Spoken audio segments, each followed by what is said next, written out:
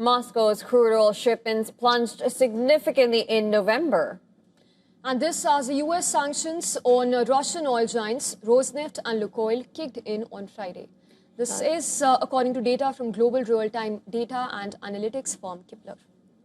Kpler reports that between November 1st and 19th, Russia exported 706,000 billion barrels per day, or BPD, of crude to China. Now, that is a 39% plunge from October. Moscow's exports to Turkey fell 59% to 136,000 BPD this month. Russian oil flows to India have plunged significantly this month.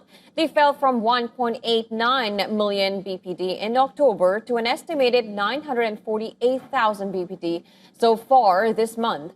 That is a 50% slump. US sanctions on two Russian oil giants have choked Russian oil supply. Rosneft plans to pay the lowest interim dividends since the pandemic in 2020. This is due to lower crude prices, a stronger ruble, and US sanctions as well. In October, the US Treasury Department sanctioned Rosneft and Lukoil, and the ban came into effect on Friday. The US has also warned that secondary penalties are being considered as of now. According to the latest data from Kpler, the risk is the main reason, which is why China, Turkey, and India have cut back on Russian crude oil this month. Earlier this week, President Trump said he will back a Senate-proposed bill to sanction Russia's trading partners. And that was the president's strongest indication of another push to strangle Moscow's funding. The bill would allow Trump to impose tariffs of up to 500% on countries that buy Russian oil. And now that move especially targets major consumers of Russian energy, such as Turkey, India, and China.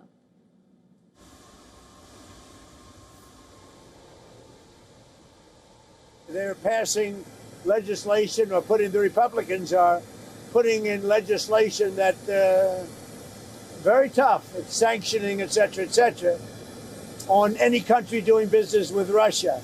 They may add Iran to that, as you know. I suggested it. So any country that does business with Russia will be very severely sanctioned. We may add Iran to the formula, yeah.